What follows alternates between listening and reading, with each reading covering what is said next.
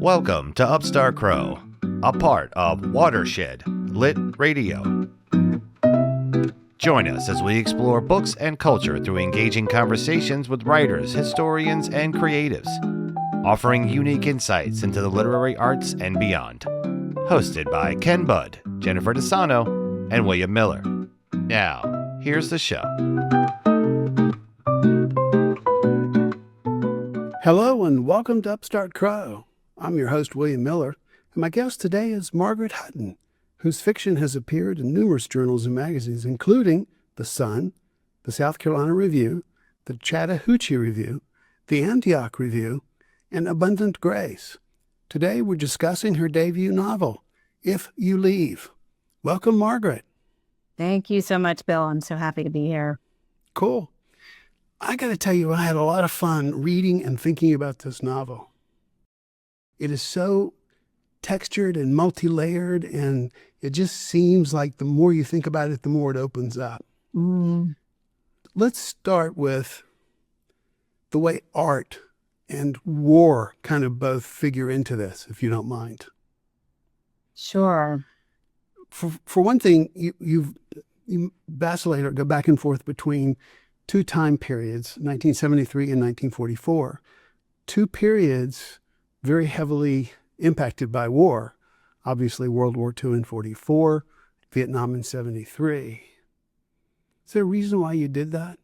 Yeah, I mean, I was also there were a few things I was thinking about. One was I wanted to write, just practically speaking, I wanted to write into a year that I remembered. So I knew I was going to start. That wasn't 1944. Not 1944. I knew I was going to start at the edge of the war because that was part of the tension of the story, that these women were involved in working for the World War II effort, but not for long, and whatever they were enjoying or learning or, their economic independence, all those things were going to be sort of taken away from them soon. So, but the 73 and 74 were years that I thought were real kind of turning points in the country, right? So we remember in 74, Nixon resigned. That was something I really remembered, watching and feeling. In 73, when this story wraps up, is in the final scenes, we're looking at Nixon's inauguration. And as this story deals with women and choice and agency and lack of those things, that became a really salient moment. So Nixon is inaugurated the day before one of these last scenes, and one of the characters is watching on television, a newscaster who she happens to know. And there's one little gesture in the background of these justices in black robes. That's because the day after Nixon was inaugurated, Roe v. Wade was passed. And so that became this arc of the book for a very specific generation of women that I was interested in. And the other piece is how, that arc was also related to how unmarried mothers were treated in the States. And it was, and I did some research on this. In the first half of the century, women who were unmarried, it was almost like a reform effort. The Florence Crittenden homes were involved in this, and that's what Pennington is based on loosely. But women were, the effort was to help the mother, reform the mother so she could, come back in line and be a good mother, right? By the middle of this century, and by the middle of really 1944, 45, 46, right in there, that shifted. There were a lot of variables going on. I don't think it was just one thing. But that's when the institutions began to really place new borns with couples. And that became, so of course that sort of shifted too in the mid 70s. So that, 30-ish year arc, that was important. And of course, Vietnam was less so than World War II, but both of those wars were kind of catalytic. And that kind of opened your story up in terms of the change that happens to your two principal characters, Audrey and Lucille. Right. I mean, wars, its effecto, are catalytic because they take the men away. And as you alluded to, the women then step up into different roles. And that gives them all kinds of variable factors in their lives. Sure. I mean, I really think this has happened since the beginning of time. Men would go off and women would be left to take on all those roles that the men had done. And then they would come back and resume life as it was. I mean, there's been some research, I think, about World War I. This happened to the extent that organization that women took on and the new skills they learned led directly to, their white women's gaining the right to vote. So these are definitely catalytic, this is very true. And in, that right there was so interesting to me, war as opportunity. And that's what it really was for these women. And they're quite, I mean, as Audrey, I think, says pretty early on, she wasn't really doing it to help the country. She wanted to leave home, and she wanted to, go to a larger city where she had more opportunities to find her creative life and be an artist. Lucille is rather sent away, so that's a little different. But for Audrey, certainly, she looks at it very opportunistically. Well, and Lucille's sent away, but I mean, she's complicit in her being sent away. Right. And she doesn't quite get over that. And I think she's, not quite at home in her new place of Washington, D.C. She finds that concrete rather hard. And that plays into the story. Right. How that pull of home. But she takes it also as an opportunity to sort of start over, cut some ties. Or try to. Doesn't quite work out that way. Exactly. That's part of her story, is that vibrancy within her, the push and pull back and forth between where she's from and the new life she's trying to build for herself.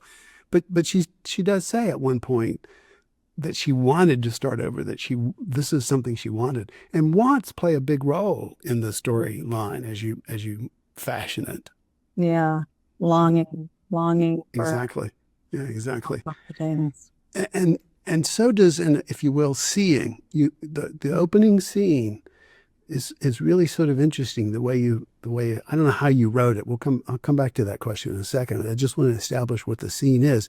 You've got Audrey as a painter, but she's also working in the studio, and she's vacuuming, and a customer comes and knocks on the door, and he wants to get in and look at paintings, and he wants to buy an anniversary present for his wife and himself.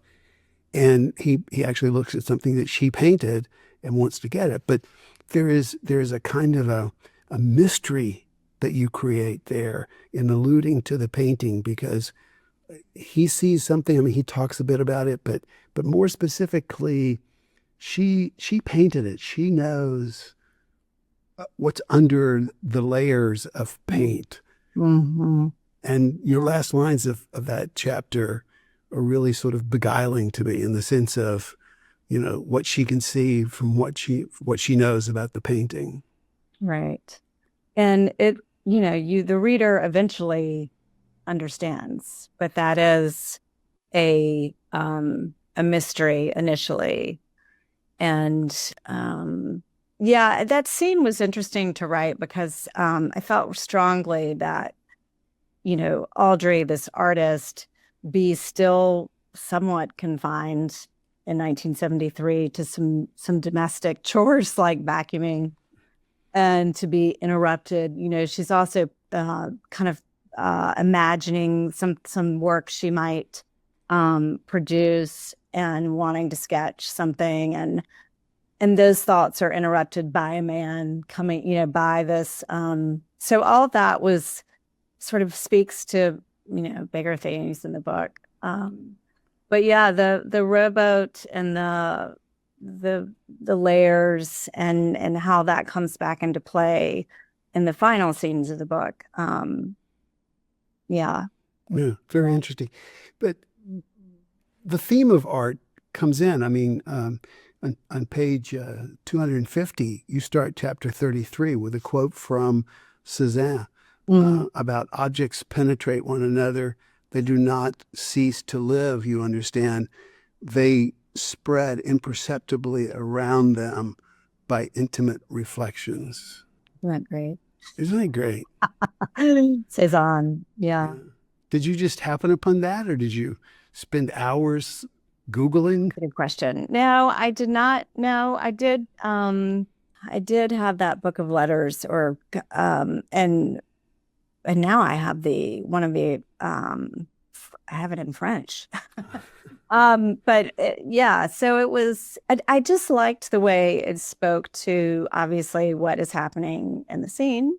Audrey really wanting to, carve out time to work, and as a creative person and as a writer, that, was just another disruption, right? She's in that studio, she's dreaming of Cézanne and this conversation he's having with Gasquet, and the neighbor knocks on the door and says, well, I knew you weren't busy. I knew you were just staring into space. And if that's not the writer's dilemma daily, I don't know what it is. So that was a lot of fun to write.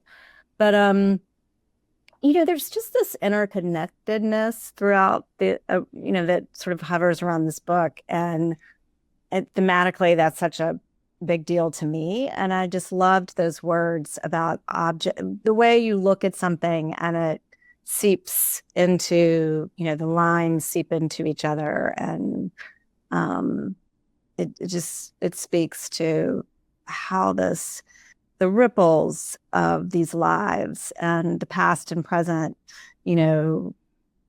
creeping into each other constantly with, the way the book moves back and forth. And I mean, on so many levels. So that passage was particularly apt. Well, and in fact, it kind of speaks metaphorically, doesn't it, to Audrey and Lucille's interactions and the way their lives connect? Completely, yeah. Well, back up for a second. So the neighbor comes and interrupts and just assumes that Audrey's not doing anything, just like the guy at the beginning of the book knocks on the door when she's vacuuming, and he assumes she's a clerk in an art studio. He doesn't stop to say, do you know. She signs her painting just with her initials and last name, not with her full name. So he wouldn't necessarily get it, but he just assumes. And I think that's part of the environment into which you're writing in this time period about what the assumptions we made about women, and maybe to some degree still do today. Right. Yes, for sure. And, it was a time when there's another scene where, Audrey is ready to present her work in a gallery, and there's great detail about how, well, she was kind of going to be sandwiched in there between, two men and two men's work, and she was not going to they weren't even going to paint the walls between those two shows, but this was her chance, and I think that was, that was completely made up, but that was also how difficult it was to be noticed as a woman artist in 1973. And there's, still we write today about how, more men are represented. This does go on. Sure. There's also a third character. I think of this as if you will, this story is the evolution of largely three female characters, the two we've talked about, and also Lake. And I don't want to, I'm hemming and hawing a little bit because I don't want to give too much away, but at the end, Lake has essentially come more into her own by being on a stage. Mm-hmm. In other words, it's on the proscenium that she finds something approximating happiness for herself. That's right. I love that expression, on the proscenium. Yes. And I think this has been developing throughout, the book. I mean, you see, well, certainly as Lake ages, you have that early scene where she's acting out Persephone and Demeter to really kind of astounding effect if you think about it. She takes on both Persephone's role, which is the one she's playing, and she takes on Demeter's, which is kind of extraordinary. But she's putting herself in the place of this mother who's lost her daughter. And she's playing the lost daughter. But so it's developing, but yeah, there is that tension between wanting to be someone else, wanting to try on someone else, wanting to, but also being good at it. I mean, I think by the time this story we reach this end, Lake is really kind of benefited from her. I mean, she would not be going off to Russia in this particular role had she not suffered these losses. And there's a lot of sadness and there's, grief in that and heartache, but there is it is part of her making, right? That she is able to turn a thing over and consider it from these different angles and use that on the stage. So that just speaks to the greater sort of, I guess, themes of leaving in the book that are not, one-dimensional for sure. Well, leaving and returning, that's very important. Those actions are very important, both emotionally and physically in the book. Yeah. I mean, every character, pretty much leaves at some point, gets to leave, tries to leave, wants to leave. Hence the title.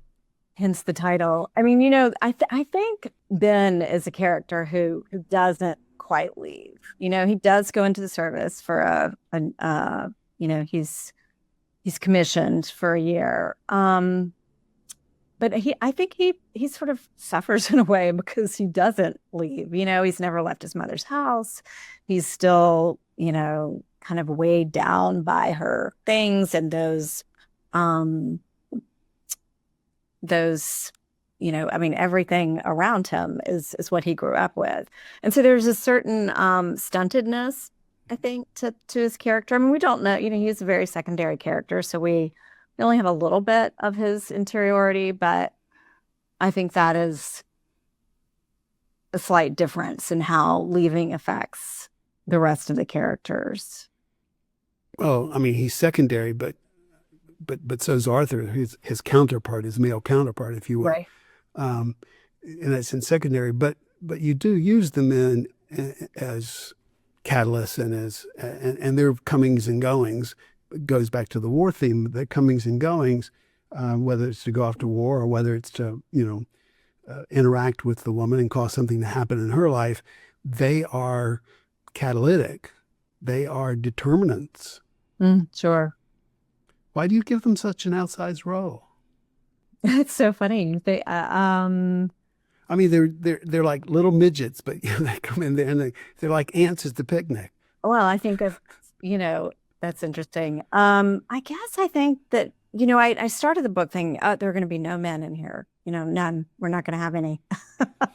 But, I think women's lives in 1944 were rather dominated by men. Lucille's very much under the, I don't want to say tyranny of her father, but there is, she is at his mercy, and she is, Arthur has come into her life as a much older man. And I meant to look at this title, but I think it was called When We Were Young. It was a memoir written by someone who lived in this period and was, probably an adolescent in the 40s.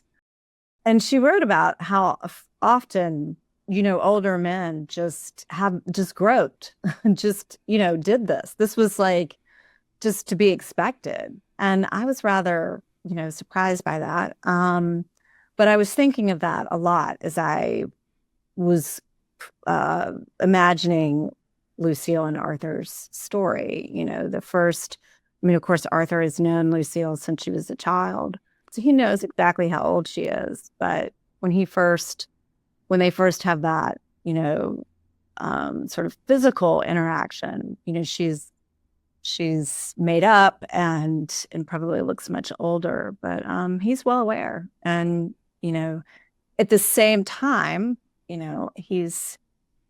does, I think, care about her. He comes to care about her. I mean, what he asks her to do in terms of being secretive with her family is rather abhorrent. And she is, we would say, too young to really be making, decisions like this.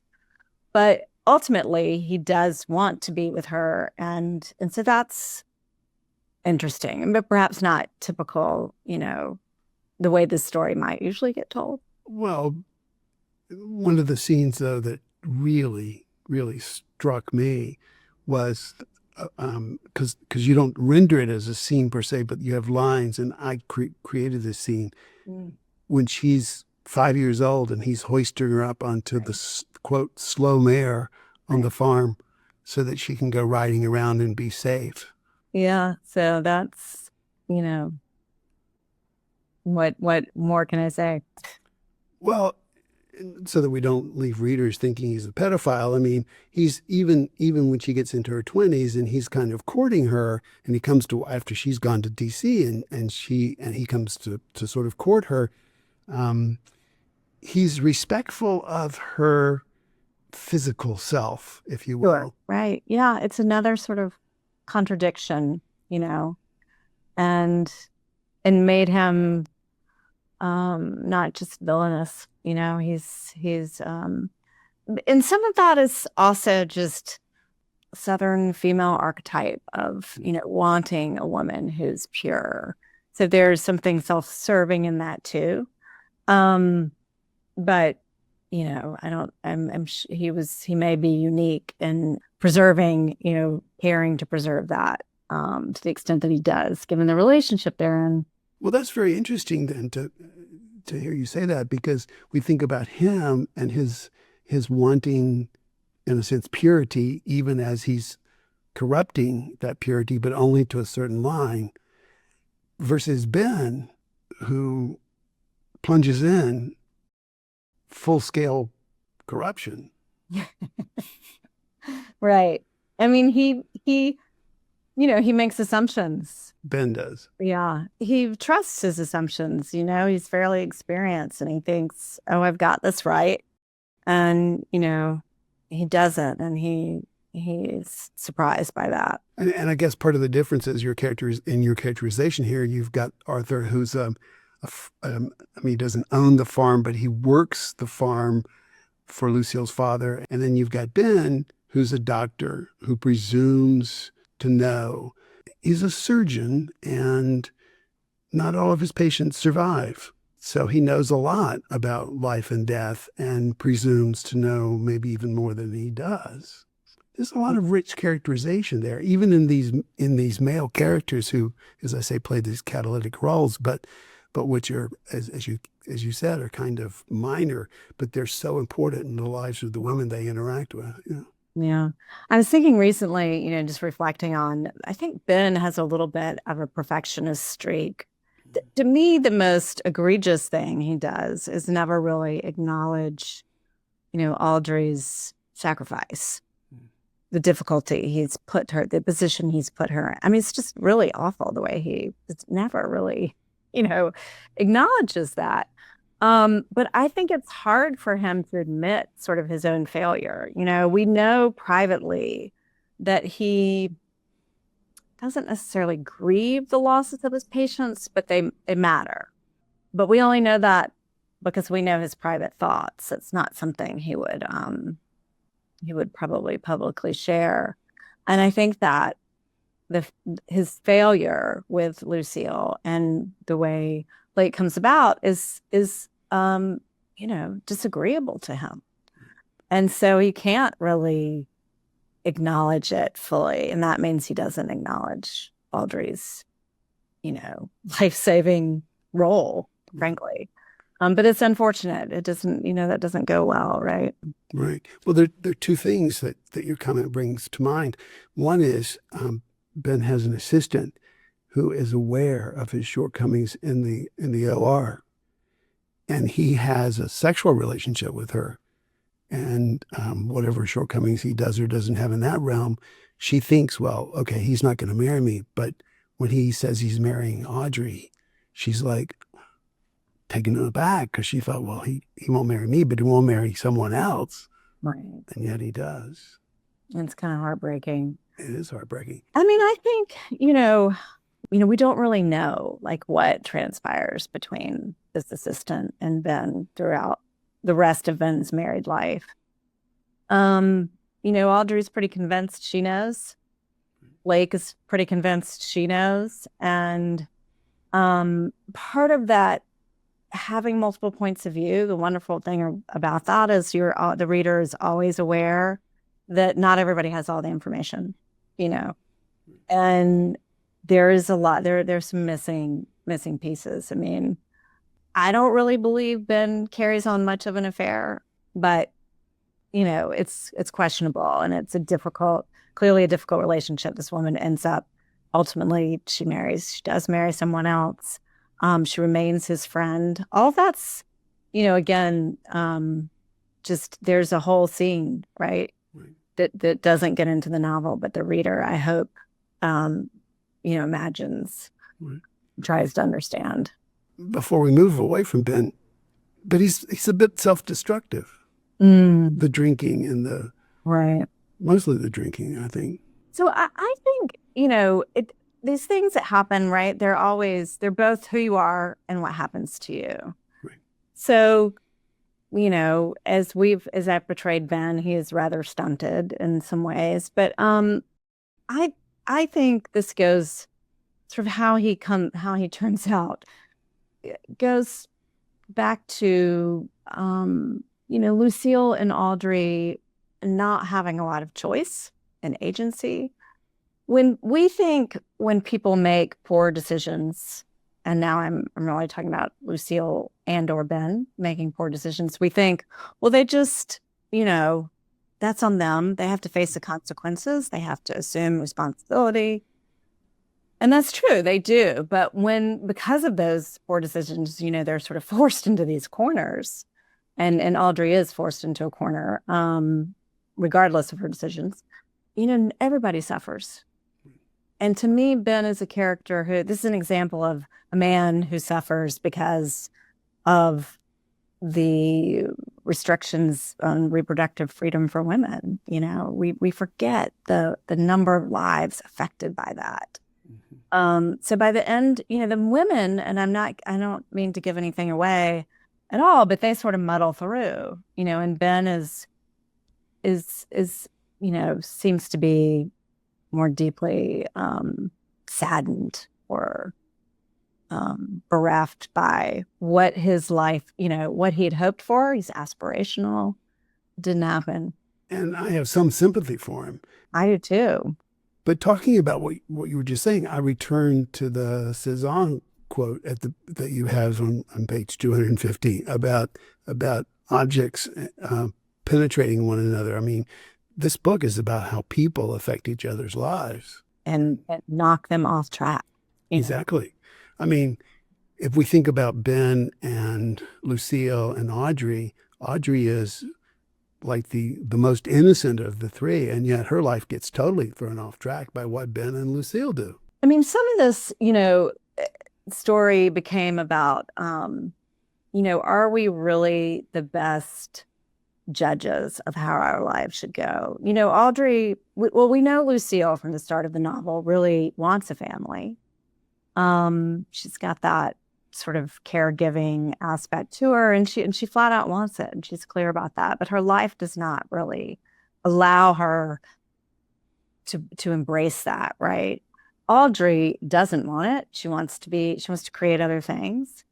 But she has these qualities that are quite good as a mother. She's very stable. She's very solid. She's very kind of still and fixed. Those are great attributes for a mother. So she does pretty well. And so, one of my early epigraphs was a line from Penelope Fitzgerald's Beginning of Spring: life makes its own corrections.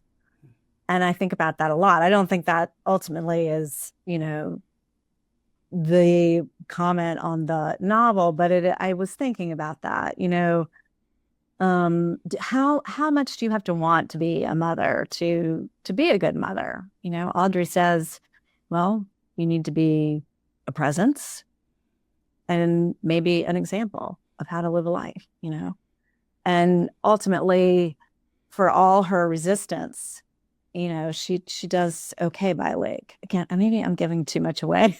I hope we're encouraging people who haven't read it and who see or hear this will go out and get the book, Right. read it, because it's well worth it. But since you just linked Lake and Audrey together in that way, Lake does, in a sense, criticize Audrey, though, and say she wished she had a mother who wanted a child. Yeah, she goes through her, is it just teenage rebellion? Is it legitimate? This person is not focused on me.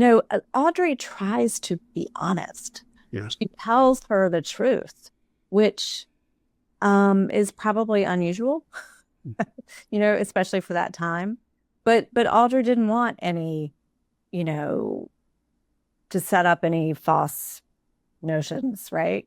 So she's honest that, well, I'm Audrey and your mother's Lucille, and here's a portrait of her hanging on the wall. It's very strange, right? Right. So that sets up, I think, fair or not, and I think it's fair. I think it's okay for Lake that, to the point I made earlier about how she is able to use this in her life, in her artistic life later. Right.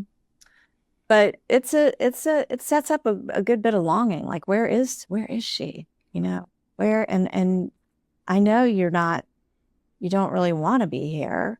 You don't act like, and there again, back to, Audrey's solidity, she's not the warmest, but she's there. I don't think there's any way, though, a person in the role of a mother can say to a person in a position of being that mother's child, I didn't really want you, whether it's directly or not.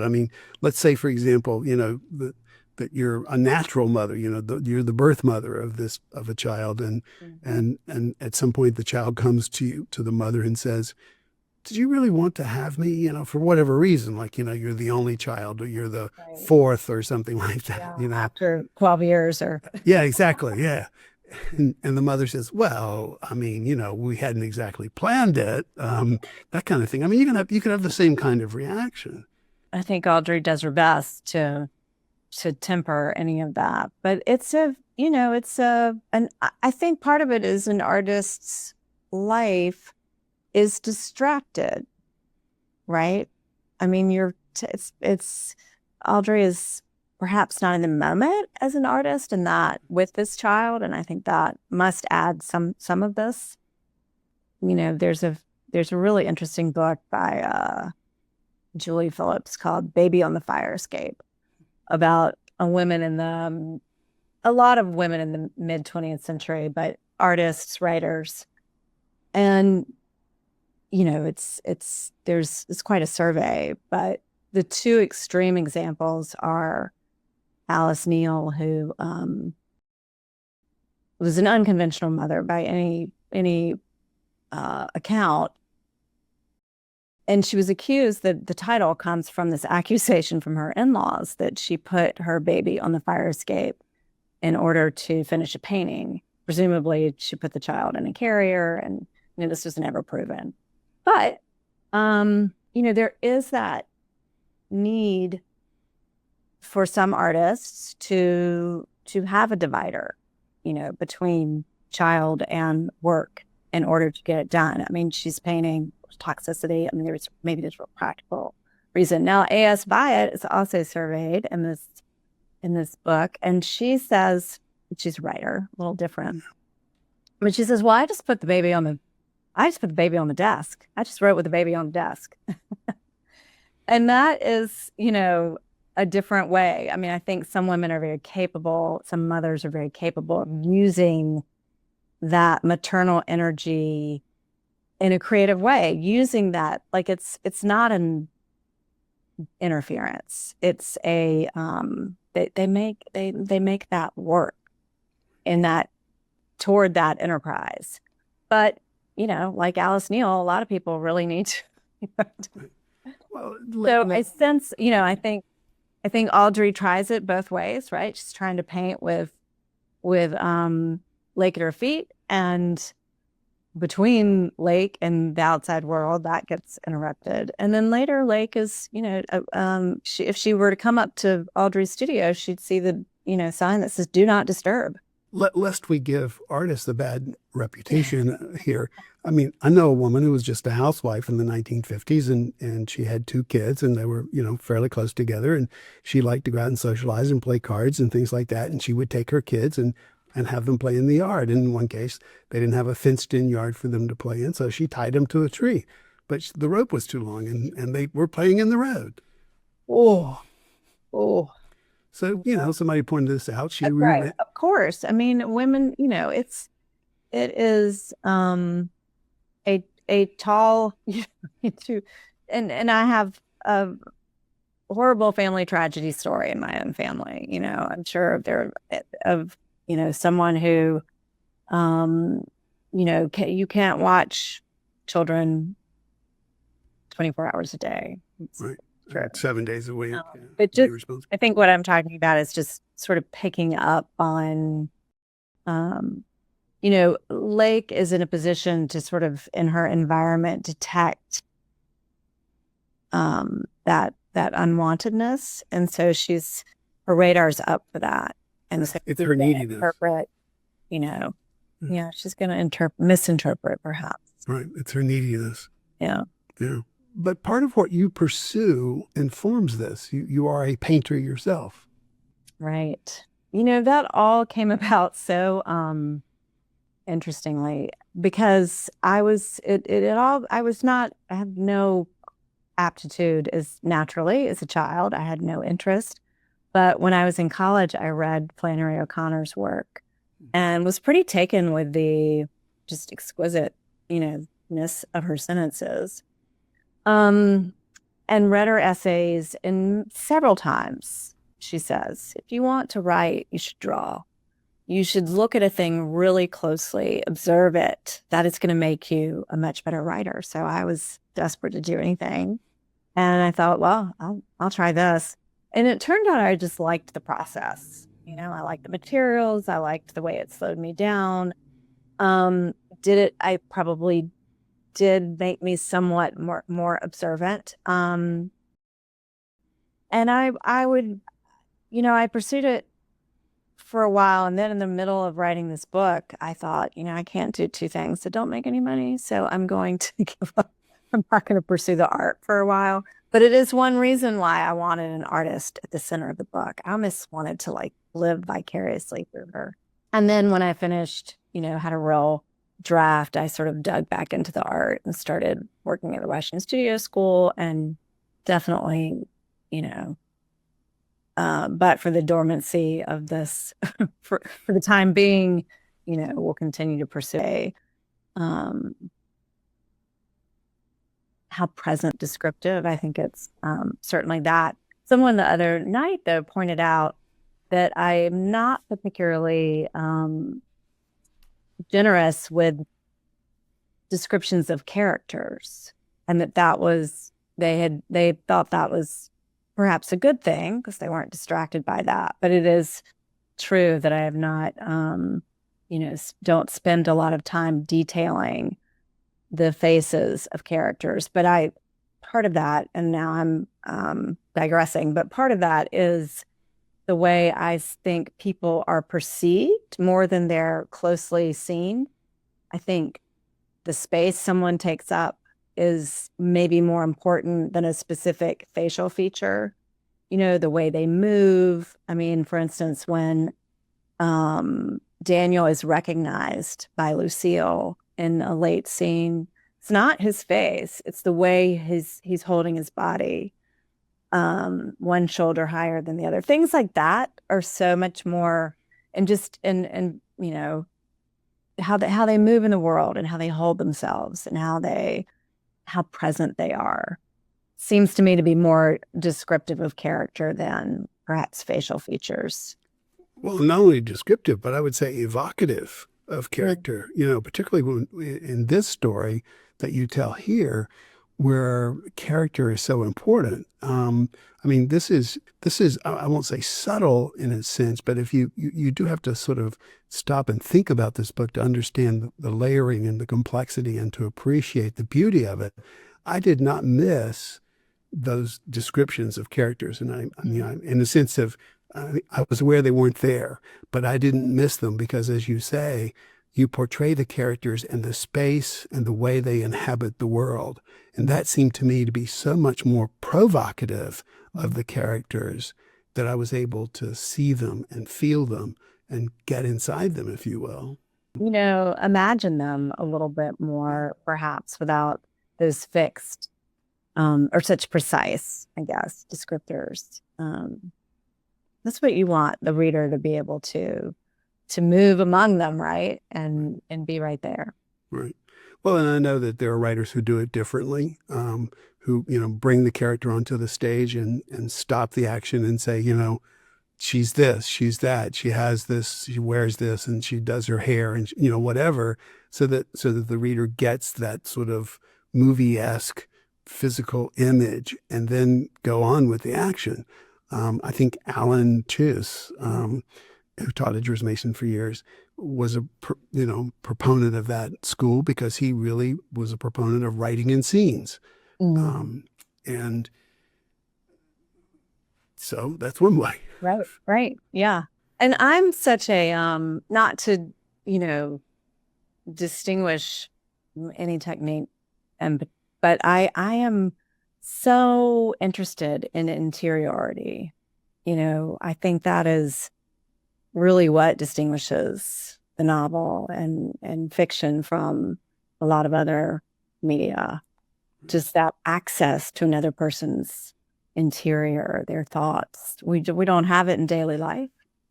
We live with people for decades and we still don't know what's in there. And in a novel, you can get in there, I just started, I think the first book that kind of marks this is Tale of Genji, and I've just started it.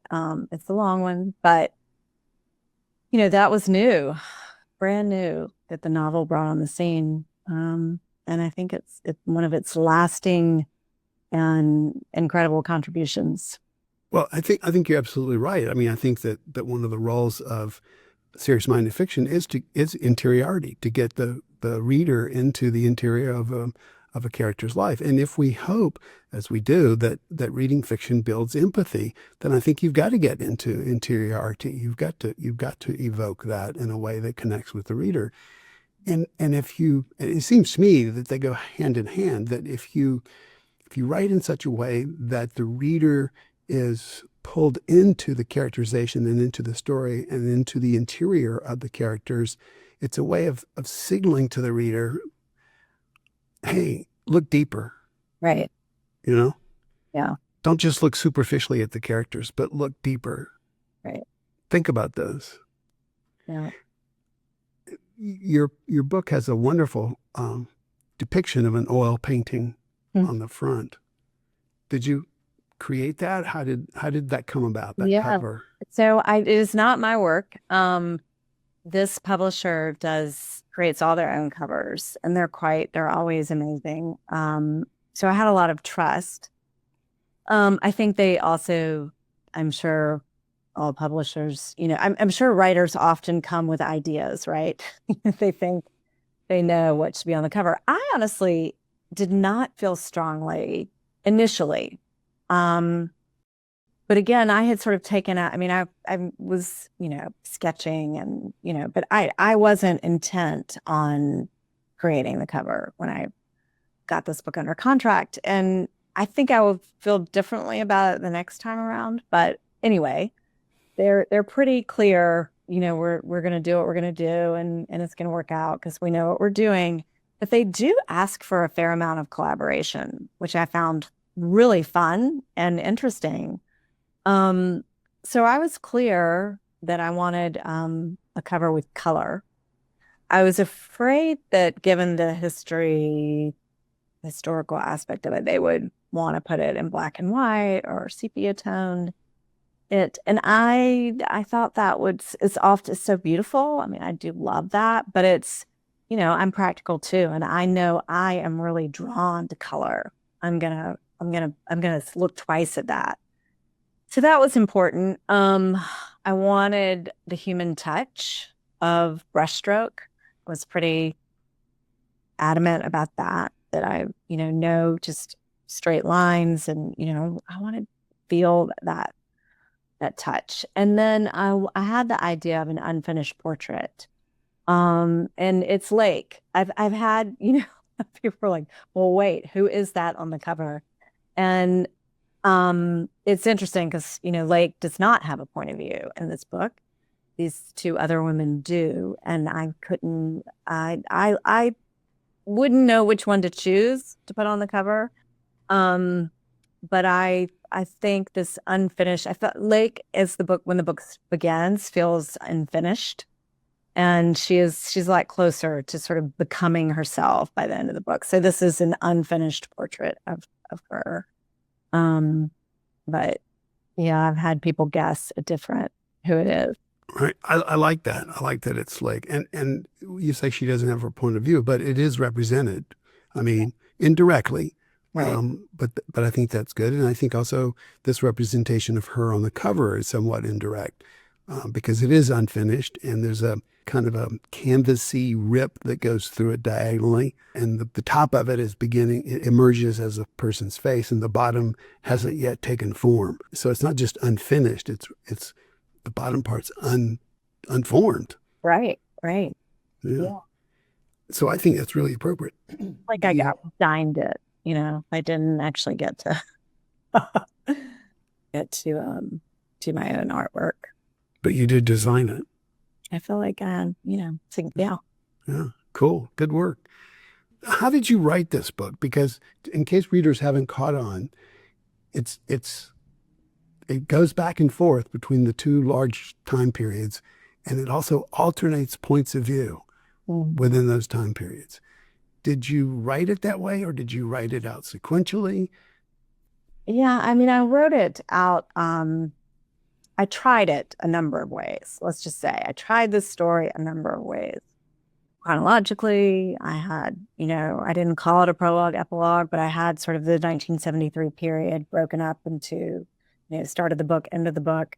Finally, that it just didn't work. It just didn't work. And so I started interleaving these, the past or the present into the past, I guess, vice versa. And that started to work. And it, you mentioned this push-pull of the characters earlier, this sort of, to me, that back and forth in time expressed that structurally. And you want the structure to have some meaning, right? You want it to speak to something greater. And I think it does that. And the past is always, right there.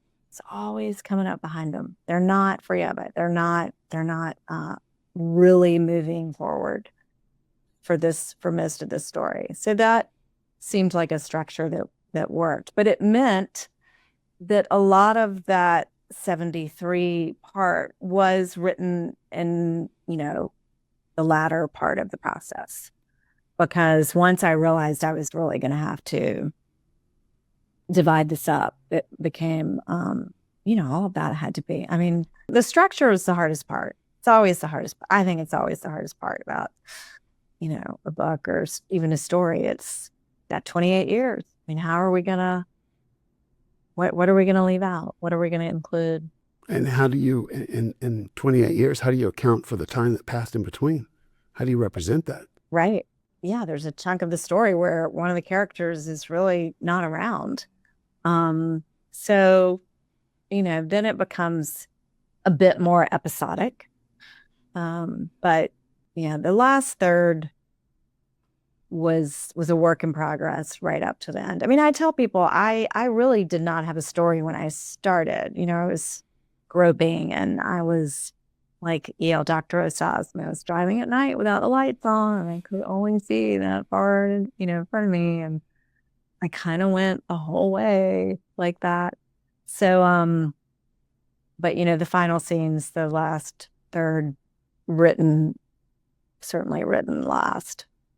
Well, you say you were driving without the lights on, but I mean, what was the seed of the story? I mean, did you have a character, someone you knew who, what was the seed of it? Yeah, there were a couple seeds. I mean, one was just place and living in Washington. And I had a friend who lived in McLean Gardens. And we had been in that space. We'd been in those apartments. It wasn't then that I learned this. It was years later when I learned that they were, built in 1942. That whole complex is lovely for people who haven't seen it. It's like red brick, colonial, 2 stories, grassy area, several acres. It was built in 1942 by the government for women to live in when they came to Washington to work. And this was just astonishing to me. I mean, it housed like 3,500 women. And it wasn't, then I came to learn it wasn't the only one like it in the area. So immediately I had this, I thought, wow, that's cool. Like that would be great to be, from a small town across the country and get to come to Washington, hop on a train or bus and have a job and meet all these new people and learn new skills and have my own money. And that seemed right for story. Surely there were a few men around, I could come up with and create some drama. And like I said earlier, the war was not going to last forever. So there was built-in tension. I mean, visually, I immediately had an image of a woman on a, in one of those, the apartment windows, kind of curled in the window. And she was smoking and regretting her decision to marry someone overseas, who she didn't know well. And, in my own life, I mean, my grandparents were about 10 years older than these women. So I did not think about them a lot, but since writing it, I've thought about them so much. And in particular, one who I think, really would, I'm so much more sympathetic to her as a person, where she's no longer alive, thinking about her life in terms of how limited she was in her choices and what was available for her to do. She would have been a great CEO. She could have gotten a PhD in history. Instead, she rather unhappily got married at 19 and had children at 21 or started to have children at 21. And, and she was a wonderful grandmother to me. But I think she was sort of looming in the background a bit. She filed for divorce in 1977, which was not the done thing. So she was hovering back there, and I really ache for her, I have to ask, she filed for divorce in 77. I assume that was granted and she moved off on her own? Mm-hmm. Mm-hmm. I mean, she did remarry ultimately, not right away, but yeah. I mean, she was like, 62 or something, That's bravery. That's right. So, and these are things you just sort of take for granted and you're, growing up. I mean, I'm sure it was a big deal. I didn't necessarily think it was that big of a deal, but, I look at her life a little differently now. But that was, it was really just the opportunity for, thinking of war as opportunity and what I could do something with that. And I was also thinking about men who did not, I did so much research. We haven't talked about that. A lot of research because I didn't know a lot about the period. And I think Studs Terkel has an oral history that I read. And I think that's where I remember learning that, of course, not every man wanted to fight. Not every man wanted to join forces. And some of the enlisted guys would get on these ships, and the officers would have to take away or would feel the need to take away anything that they might use for self-harm.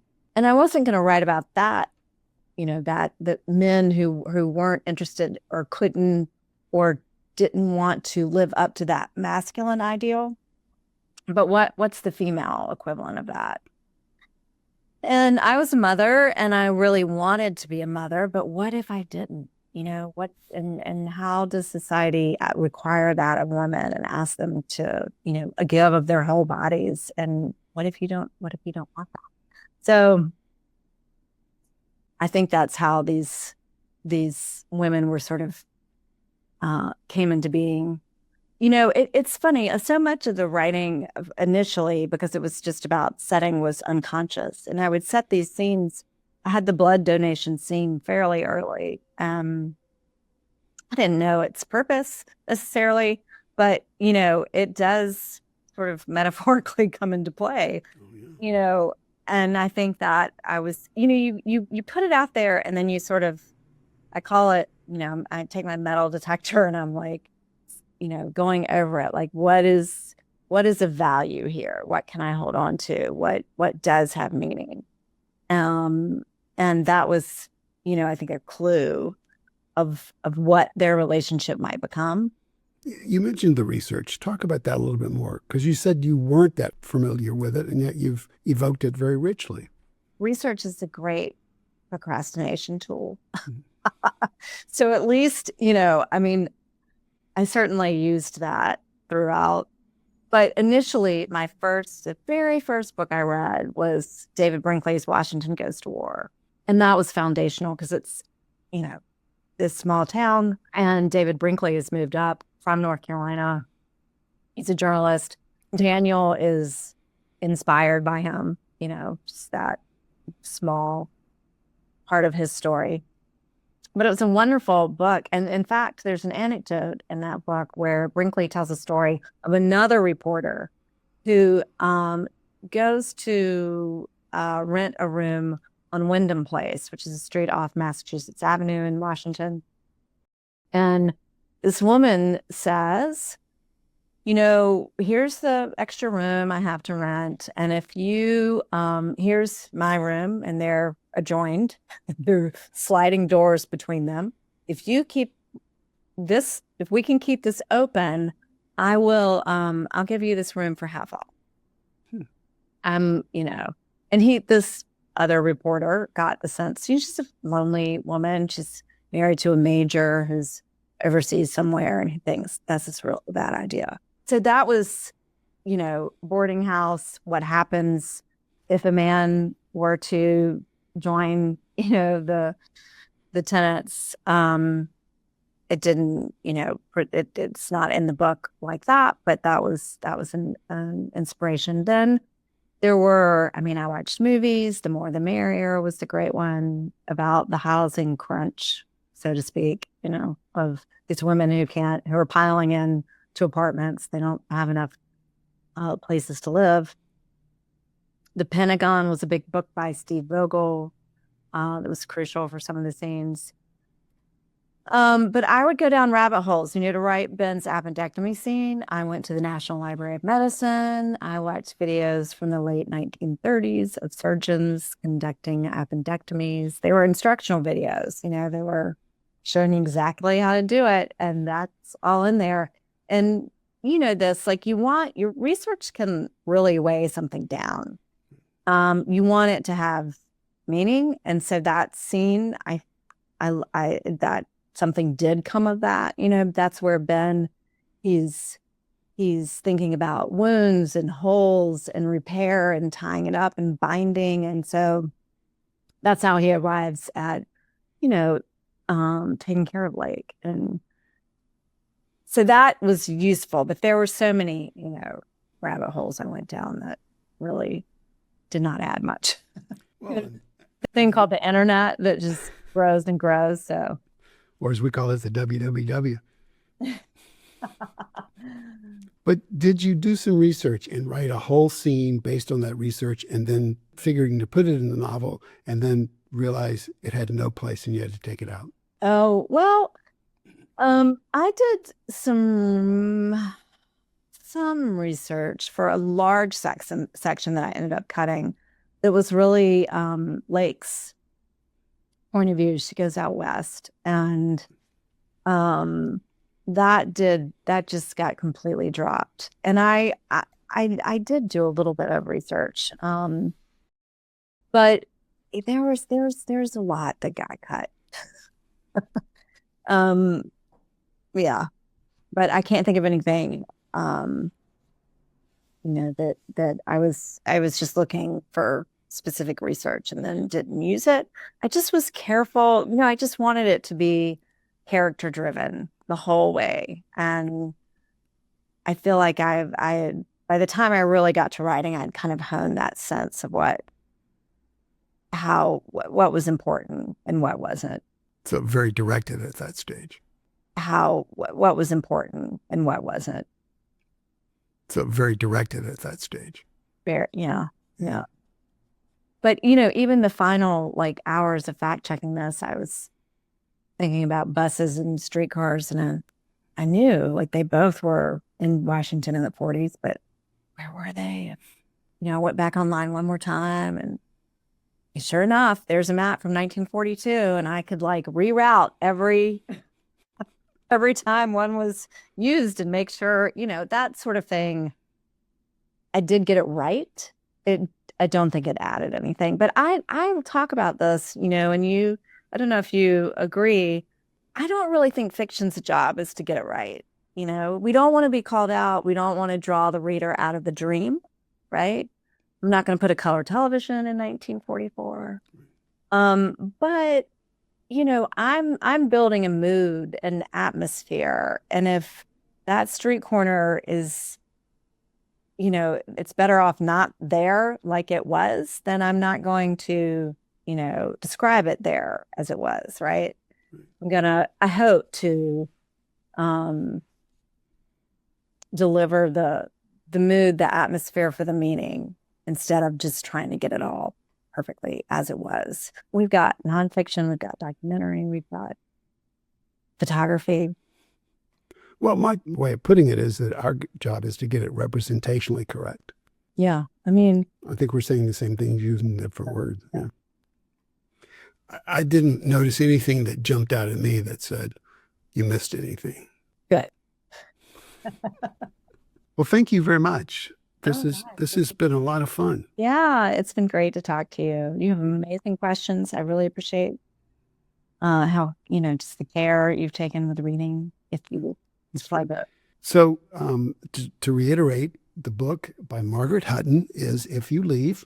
It's published by Regal House Publishing, and it's available wherever books are sold.